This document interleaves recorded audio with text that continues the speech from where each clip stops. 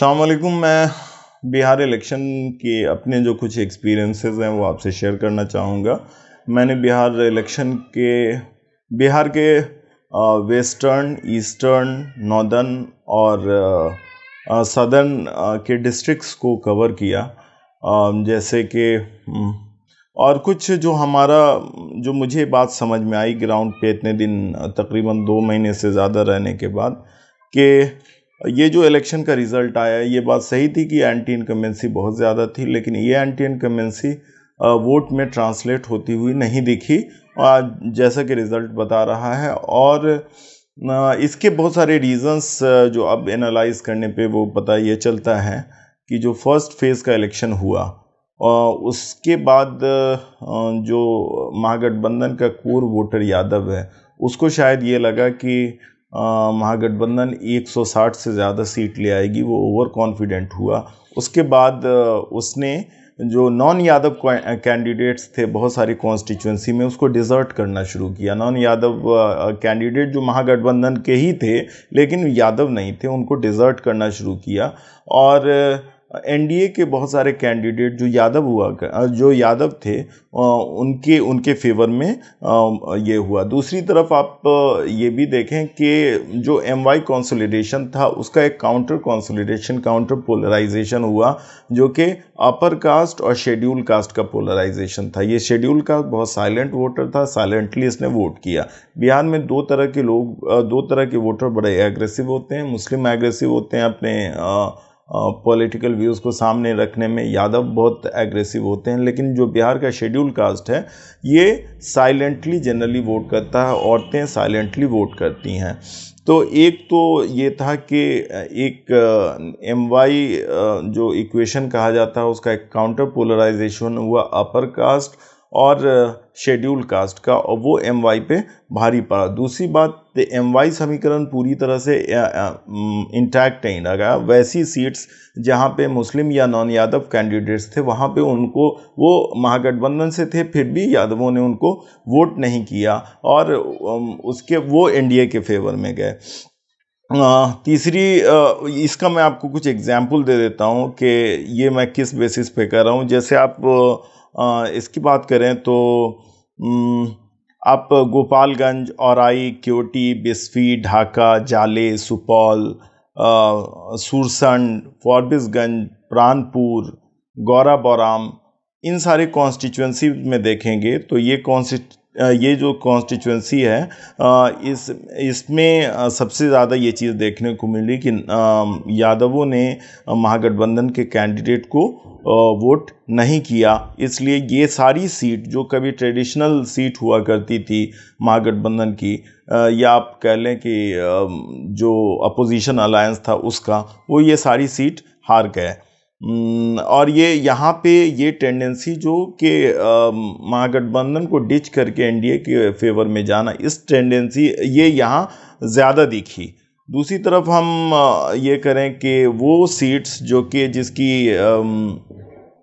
वैसी सीट्स जिसकी हिस्ट्री रही है यादवों को इलेक्ट करने की, लेकिन वहाँ से नॉन यादव कई सारी सीट्स ऐसी थी जहाँ ट्रेडिशनली हमेशा एमएलएज यादव रहे हैं, तो उनकी एक टेंडेंसी रही है यादव कैंडिडेट को इलेक्ट करना। उन सारे सीट्स पे हमने देखा कि इस बार जब महागठबंधन ने नॉन यादव कैंडिडेट को दिया तो वहाँ पे नॉन यादव कैंडिडेट हार गए, यानी महागठबंधन के कैंडिडेट हार गए। ऐसी सीट्स है औराई मुजफ्फरपुर डिस्ट्रिक्ट में है। पारू औराई से सीपीआई एमएल के कैंडिडेट थे जो हार गए। पारू एक कॉन्स्टिट्यूंसी है, वहाँ ये हुआ। उसी तरह से फिर हम देख लें कि आरजेडी ने मधेपुरा की सीट लूज़ की। अब आप ये कहेंगे कि यहाँ पे क्वेश्चन होता है कि मुसलमानों ने वोट नहीं किया, तो वैसी सीट्स जहाँ पे मुस्लिम वोट हार्डली मैटर करता है, जैसे मधेपुरा की सीट राष्ट्रीय जनता दल हार गई। हालांकि वहाँ पे मुस्लिम वोट बहुत बड़ा चंक नहीं है, ना वो इन्फ्लुएंस करता है वहाँ के रिज़ल्ट को। तो ये एक एनालिसिस हमारी ये थी। दूसरी इम्पॉर्टेंट एनालिसिस जो इस इलेक्शन में सामने आई कि कांग्रेस ने बहुत पुअरली परफॉर्म किया। 70 सीट पे कांग्रेस लड़ी थी, 19 सीट जीत पाई सिर्फ। तो हाँ, इससे पहले हम आपको फिर पीछे चलते हैं। वो सारी जो 10 सीट का नाम गिनाया, क्योटी हो गया, जाले हो गया और आई हो गया, ये सारी सीट्स जो हमने गिनाया था, इससे आरजेडी के स्टॉलवर्ड्स खड़े हुए थे। अब्दुल बारी सिद्दीकी अलीनगर से चुनाव लड़ते थे, इस बार क्योटी से आके चुनाव लड़ा था उन्होंने। तो ये यहाँ पे आरजेडी के स्टॉलवर्ड्स हुआ करते थे, लेकिन इन सबको हार का सामना करना पड़ा। और यहाँ की पॉलिटिकल डेमोग्राफी, कास्ट डेमोग्राफी देखेंगे तो आपको पता चल जाएगा कि एक साइजेबल पॉपुलेशन है यहाँ पे यादव वोटर्स की। तो इससे सिंपली यही कंक्लूड किया जा सकता है कि एक सर्टेन सेक्शन जो है वो उनके फेवर में नहीं गया। आरजेडी के फेवर में अपर कास्ट वोट नहीं जाता है, चूँकि वो ट्रेडिशनली उनकी जो हिस्टोरिकल लड़ाई रही है, वो लालू यादव की जो पूरी पॉलिटिक्स रही है, वो फ्यूडल स्ट्रक्चर के अगेंस्ट रही है। तो जो अपर कास्ट वोट है, यानी राजपूत, भूमियार और ब्राह्मण, ये कभी आरजेडी को ट्रेडिशनली वोट नहीं करते हैं, ये हमेशा भाजपा को वोट करते हैं। जो फ्लोटिंग वोटर है वो शेड्यूल कास्ट का वोटर फ्लोटिंग वोटर है। यादव और मुस्लिम लार्जली इंटैक्ट रहे थे आरजेडी के साथ, और यही वजह थी कि आरजेडी जो है वो एक लंबे टाइम तक बिहार में सत्ता पे काबिज रही। उसके साथ यही था कि उसका कोर वोट बैंक यादव और मुस्लिम हुआ करता था। अब आइए हम सीमांचल की बात करें। कांग्रेस ने जब 70 में 19 सीट ही जीत पाई, तो उसने अपनी हार का पूरा ठेकरा फोड़ दिया मजलिस इत्तेहादुल मुस्लिमीन पे, MIM पे फोड़ दिया। लेकिन हम क्या, उस MIM ने टोटल 20 सीट पे इलेक्शन लड़ा। 20 सीट में ये 5 सीट पे इन्होंने जीत दर्ज की। 5 सीट में सीमांचल की 5 सीट में कौन कौन सीट थी? कोचा दमन जीते, बहादुरगंज जीता इन्होंने, उसके बाद फिर अमौर जीता, बायसी जीता और जोकीहाट जीता। जोकीहाट अररिया ज़िले में है, अमौर और बायसी पूर्णिया ज़िले में है, बहादुरगंज और कोचा दमन किशनगंज डिस्ट्रिक्ट में है। ये इन सारी सीट्स पे MIM ने जीत रजिस्टर की। MIM के 1 MLA हुआ करते थे, इस बार 5 MLA। जो सेटिंग MLA थे किशनगंज से MIM के, वो हार गए इस बार, कांग्रेस वहाँ से जीत गई।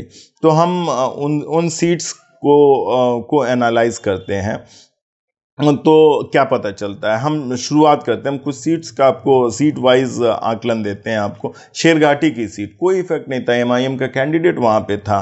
वहाँ पे आरजेडी को 50,548 वोट आए, तकरीबन 37.23% वोट आया।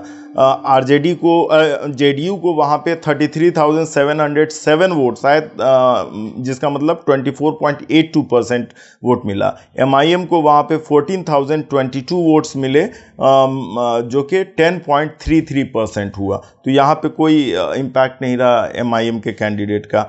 आइए फुलवारी की बात करते हैं। फुलवारी शरीफ पटना में है।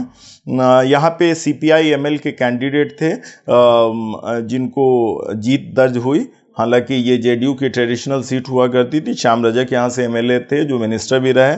JDU में थे, RJD में आ गए। पहले वो RJD में थे, फिर JDU में गए, फिर अभी इन दिनों RJD में आ गए। इस बार इलेक्शन वो नहीं लड़े, चूँकि ये सीट CPI ML को चली गई गठबंधन अलायंस बनने के बाद। तो यहाँ से CPI ML ने इलेक्शन जीता। 51,570 वोट्स मिले इनके कैंडिडेट को, 45.32% वोट था। JDU का कैंडिडेट सेकंड पोजीशन पे रहा, 40,379 वोट मिले, 35.49%। और MIM को यहाँ पे 2,645 वोट ही मिला। अब ये जो थर्ड रनर अप, फर्स्ट और सेकंड रनर जो है, उसको हम ऐड भी कर देते हैं फुलवारी की सीट पे, तब भी विनर के बराबर वो नहीं पहुंचता है। तो फुलवारी में भी कोई के रिज़ल्ट पे MIM ने कोई असर नहीं पड़ा। साहेबपुर कमाल की बात करें, अगेन वहाँ पे कोई इम्पैक्ट नहीं है MIM का। RJD को 64,270 वोट मिले, JDU को 50,424 वोट मिले, MIM को 7,800 नवासी वोट मिले। तो यहाँ पे जेडीयू ने जीत दर्ज ये आरजेडी ने जीत दर्ज की।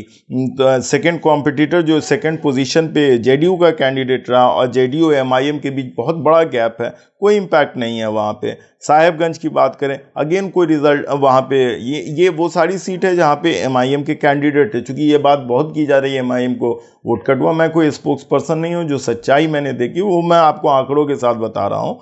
तो साहेबगंज की सीट देखें, यहाँ पे भी वीआईपी, चूंकि एनडीए, ये सीट एनडीए अलायंस में वीआईपी को गई थी, विकासशील इंसान पार्टी मुकेश सहनी की पार्टी है।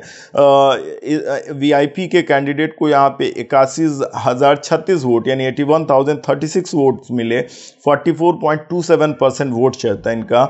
आरजेडी को 65,643 वोट मिले, और एमआईएम को यहाँ पे 4,048 वोट मिले। अब यहाँ पे वीआईपी साहेबगंज में जीती है, लेकिन आप देख लीजिए 81,000 वोट, 81,036 वोट है, आरजेडी को 61,640 और एमआईएम को 4,048 वोट है। अब आप एमआईएम और इसको ऐड भी कर दीजिए तो 81 से बहुत दूर है, तो यहाँ पे भी कोई इम्पैक्ट नहीं दिख रहा है। बहादुरगंज में देखें, बहादुरगंज एमआईएम ने जीता है। बहादुरगंज किशनगंज डिस्ट्रिक्ट के अंदर आता है।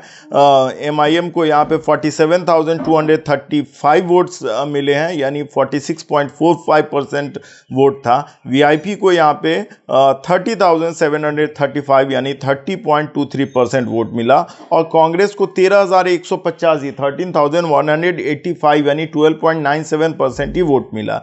अब यहाँ पे कांग्रेस थर्ड पोजीशन पे है, सेकेंड पोजीशन पे वीआईपी है, और एमआईएम ने इस सीट को जीता है। अब आप वीआईपी और आईएनसी इन दोनों के वोट को भी ऐड कर दीजिए तो तब भी विनर के आसपास नहीं पहुंचा। यानी यहाँ पे कांग्रेस ने स्कोर ही क्या किया, 13,000 वोट आप वहाँ पे लाए हैं, और आप कैसे कर रहे हैं वोट कटुआ है। वोट कटुआ के फॉर्म में तो यहाँ पे कांग्रेस दिख रही है। वीआईपी सेकंड पार्टी है जिसने कंटेस्ट दिया है।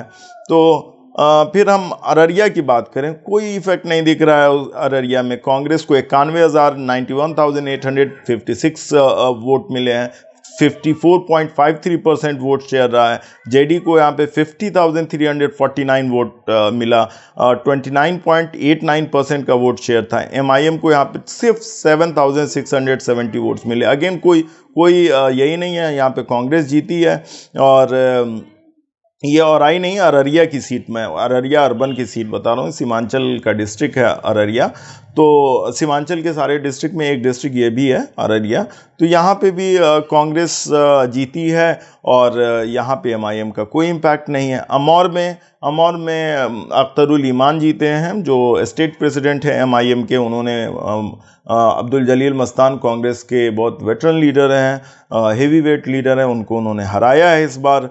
तो अमौर में देखें कि क्या हुआ है, 71,016 वोट यानी 55.48% वोट एमआईएम को मिला है। जेडीयू वहाँ पे सेकंड पोजीशन पे रहा, 30,292 वोट्स मिले हैं, 23.67% वोट हुआ।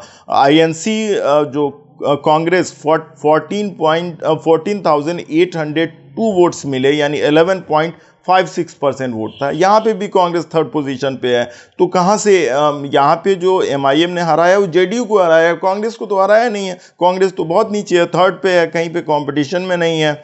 और उसी तरह से हम छातापुर को देख लें, कोई वो नहीं दिख रहा है यहाँ पे बीजेपी को, बीजेपी जीती है इस सीट को, 77,322 वोट्स मिले हैं, 45.15% वोट मिला है इसको। आरजेडी सेकेंड पोजीशन पे रही है, 63,766 यानी 37.23% वोट मिला, और एमआईएम को 1,801 यानी 1.05% वोट मिला है। अब इस सीट में देखें, बीजेपी यहाँ पे जीतती है, आरजेडी हारती है, लेकिन क्या आरजेडी और आरजेडी एमआईएम की वोट से हार गई? ऐसा तो लगता नहीं। एमआईएम को 1,000 वोट है, यानी 2,000 के आसपास, 1,801 वोट है, इनको 63,766 वोट है। इनको ऐड भी कर दीजिए दोनों को, फिर भी 77,000 इनके रीच से ज़्यादा है। तो यहाँ पे भी वो बात सही नहीं है। 82 में आई है, 82 में आरजेडी का कैंडिडेट एमआईएम के कैंडिडेट से हारा है। बाईसी में 67 पॉइंट सैयद रुकनुद्दीन थे यहाँ पे,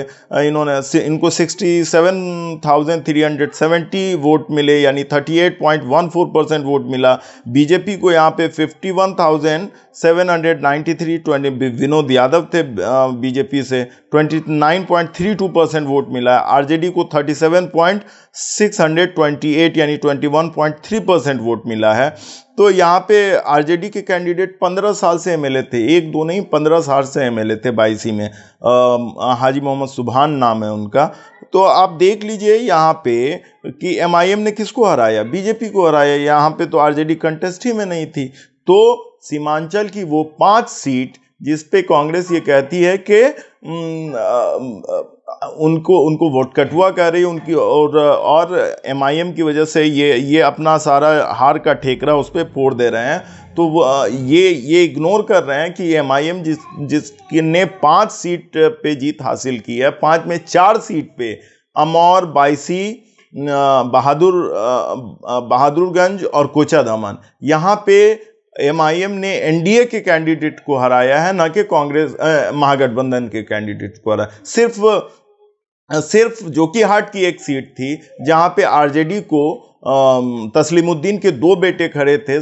तस्लीमुद्दीन के बड़े बेटे सरफराज और छोटे बेटे नौशाद, ये दोनों खड़े थे और आपस में दोनों सगे भाइयों में लड़ाई थी और एमआईएम से ने जीत हासिल किया। तो 5 में से एक ही सीट है जहां पे एमआईएम ने आरजेडी को हराया है, यानी महागठबंधन को हराया। बाकी सारी सीटों पे 4 की 4 सीट पे उसने एनडीए को हराया है। और जो 15 सीट्स थे वहां पे एमआईएम के लड़ने से कोई असर नहीं पड़ा है। ये एकदम क्लियर कट बात। ये जो कि 8 का मैंने बता दिया, 59,523 वोट मिला है, 34.22%। आरजेडी को यहाँ पे यही एक सीट थी, आरजेडी को 51,980 वोट मिला है, 29.98% वोट है। और बीजेपी को 48,892 यानी 28.1% वोट मिला है। यहाँ पे यही एक सीट है जहाँ पे एमआईएम ने आरजेडी को हराया है। कस्बा की सीट देख लें, कोई भी बहुत इम्पैक्ट नहीं दिख रहा है एमआईएम का। 2% वोट कट ज़रूर हुआ है for INC, which is now narrow margin. अब यहाँ पे कांग्रेस को 41,468 यानी 41,468 वोट मिले हैं। कांग्रेस जीती है कस्बा से 36.35% वोट मिला है। एलजेपी के कैंडिडेट को यहाँ पे 38,782 वोट मिला, 33.99% वोट मिला एलजेपी को। एमआईएम को यहाँ पे सिर्फ 2,552 वोट मिला है, 2.24%। यही जो 2.24% है, ये इसने कांग्रेस के 2% वोट को कम कर दिया। हालांकि कांग्रेस जीती तो ये सीट कांग्रेस ही, और यहाँ पे कोई यही नहीं है 2500 वोट मिल रहे हैं, कांग्रेस को 41,000 वोट मिले हैं। तो ये बड़ा कन्वीनियंट नैरेटिव है कि अपनी वो कर दीजिए, आप दूसरे पे ये कर दीजिए। कोचा दामन में अगेन बहुत एमआईएम को बहुत वोट मिल गया, 69,525, 51.06% वोट मिला। जेडीयू को 38,211, सेकेंड पे जेडीयू रही। यहाँ पे आरजेडी 3rd पोजीशन पे थी, 18,688 वोट। कहीं पे आरजेडी आसपास में नहीं थी। किशनगंज में ट्रायंगुलर फाइट थी। कांग्रेस को 45,515 वोट यानी 36.36% वोट मिला। बीजेपी को 33,628 वोट मिले। बीजेपी यहाँ पे सेकंड नंबर की पार्टी थी। एमआईएम को यहाँ पे 33,193 यानी 33,193 वोट मिले। तो यहाँ पे जो डायरेक्ट फाइट था वो कांग्रेस और बीजेपी में था। एमआईएम थिन मार्जिन से पीछे है, लेकिन तीसरे नंबर की पार्टी है। कौन सा वोट काट लिया यहाँ पे?